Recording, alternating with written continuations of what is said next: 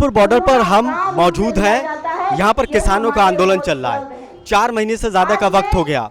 सरकार कहती है कि मुट्ठी भर किसान सिर्फ विरोध कर रहे हैं यहाँ पर कानून को लेकर, लेकिन गाजीपुर बॉर्डर पर हम देखते हैं कि देश के अलग अलग राज्यों से लोग यहाँ पर आ रहे हैं इस आंदोलन को समर्थन करने के लिए।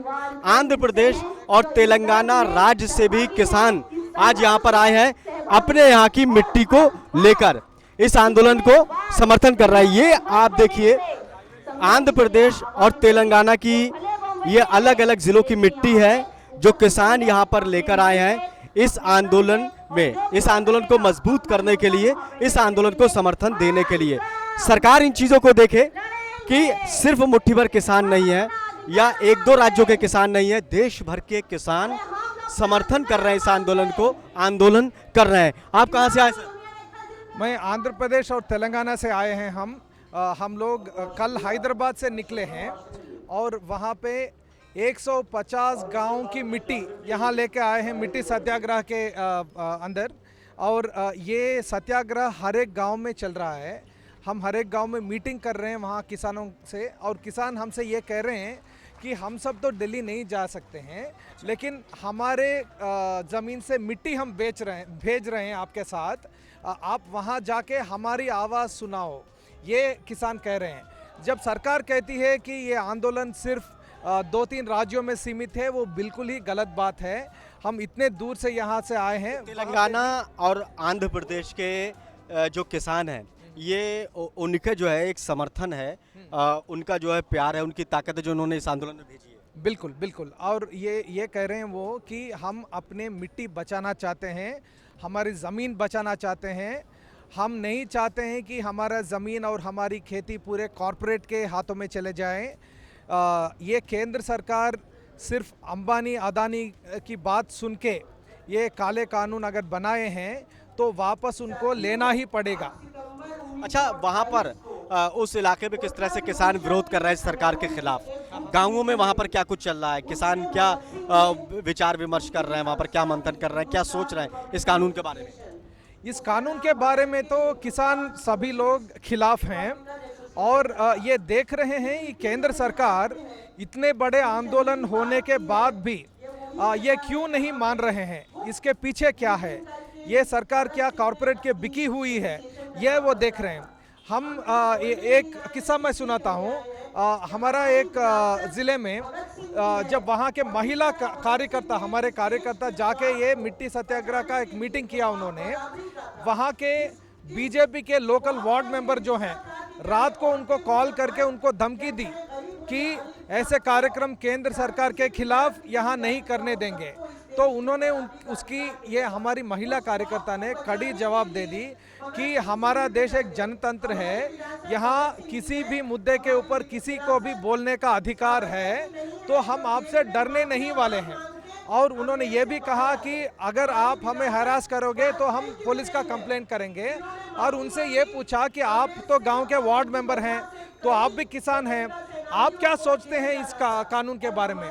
तो उन्होंने ये कहा कि हम तो बीजेपी के कार्यकर्ता हैं, इसलिए ये कानून का समर्थन करना पड़ रहा है, लेकिन हम भी ये जानते हैं कि ये कानून किसानों के खिलाफ है। और आधे घंटे का बहस होने के बाद वो भी मान लिए कि ये कानून किसानों के खिलाफ है और इसके खिलाफ जो लड़ाई चल रही है ये सही लड़ाई है, ये बीजेपी का वार्ड मेंबर ने भी मान लिया। तो ऐसा डिस्कशन जो है, ऐसा चर्चा जो है हर एक गांव में चल रहे हैं। केंद्र सरकार को ये समझना पड़ेगा कि ये सिर्फ रोड पे आपको दिख रहे हैं, वो शायद सैकड़ों किसान आपको दिख रहे हैं, लेकिन करोड़ों किसान इसके खिलाफ घरों में बैठकर अपने खेतों में वहाँ पर आंदोलन कर रहा है। ये कहते हैं कि पंजाब, हरियाणा और थोड़ा सा पश्चिम उत्तर प्रदेश, वहाँ के किसान विरोध कर रहे हैं। तो क्या इस बात की आप नज़ीर हैं कि देखिए तेलंगाना, आंध्र प्रदेश और पूर्वोत्तर राज्यों के जो राज्य हैं, वहाँ के लोग, वहाँ के किसान इसका विरोध कर रहे हैं, वो भी खुश नहीं है इस कानून से? बिल्कुल, वो भी खुश नहीं है। यही ये मिट्टी सत्याग्रह दिखाती है। आप जानते हैं कि 90 साल पहले 1930 में जब नमक सत्याग्रह हुआ, वो नमक सत्याग्रह गांधी जी ने किया, लेकिन सिर्फ गांधी जी ने नहीं किया, लाखों लोग ने किया। अपने ही गांव में बैठ के एक मुट्ठी भर नमक उन्होंने बना दिया। उसके ज़रिए ये लाखों लोग, करोड़ों लोग ब्रिटिश साम्राज्य के खिलाफ अपने आवाज़ उठा दी। इसी तरह हर एक गांव में अपनी मिट्टी बेचते हुए हर एक किसान, उस गांव के 100 किसान, हम अगर 150 गांव से मिट्टी लाए हैं तो मान लीजिए 1.5 लाख किसान अभी बोल रहे हैं कि आंध्र प्रदेश और तेलंगाना में हम इसके खिलाफ हैं।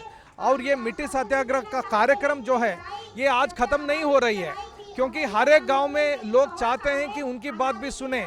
तो हम अपने रैतु स्वराज्य वेदिका ऑर्गेनाइजेशन जो है, हमारा किसान संगठन है, उसके ज़रिए हम इसको अप्रैल 14 तक चला रहे हैं। यानी कि आप किस संगठन से जुड़े हैं? रैतु स्वराज्य वेदिका, यानी कि किसान स्वराज मंच हमारा जो है। हम मानते हैं कि किसानों को सही स्वराज अभी नहीं मिला। तो आप किस तरह से आंदोलन कर रहे हैं, किस तरह से इस मुद्दे को उठा रहे हैं? आपका संगठन पहले तो हमारा रैतु स्वराज वेदिका भी ये देश भर में जो संयुक्त किसान मोर्चा है इसके पहले से ही शामिल है। इसमें समर्थन नवंबर 26 को जब यहाँ पे आंदोलन शुरू हुआ, उससे पहले ही हम दिल्ली आके बैठ गए थे इसके शामिल होने के लिए। तो हमारा संगठन पहले से ही शामिल है, लेकिन हर एक गांव में हम ये उठाना चाहते हैं कि ये काले कानून के खिलाफ हर एक किसान को आवाज़ उठाना पड़ेगा। तो इसके लिए अभी वहाँ पे भी लोग तैयार हो रहे हैं। हम जब गांव में जाके पूछते हैं कि आप भी दिल्ली आने के लिए तैयार हैं, वो कह रहे हैं कि अपने पैसे लगा के वो दिल्ली आएंगे।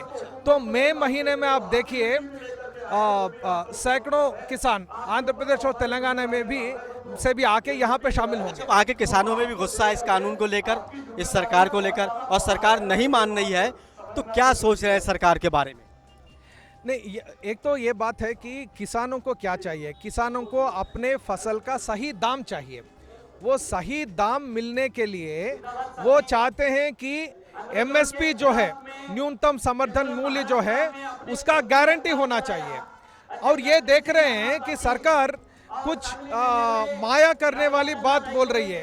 प्रधानमंत्री ये कहते हैं कि एमएसपी रहा है, रहेगा भी, लेकिन हर एक फसल में अगर देखें आप, तूर दाल में देखें, मक्का में देखें, या ये जो मूंगफली में देखें, वहाँ के किसान जो भी फसल उगाते हैं उसका न्यूनतम समर्थन मूल्य तो अभी नहीं मिल रहा है।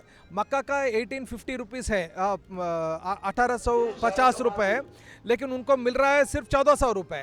तो वो बाकी 500 रुपये का घाटा जो है वो कौन भरेगा?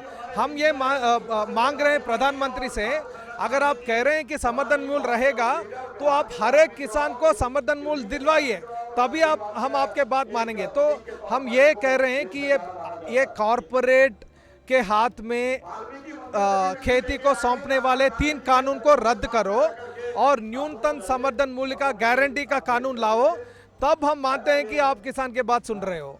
चलिए, बहुत बहुत शुक्रिया हमसे बातचीत करने के लिए। तो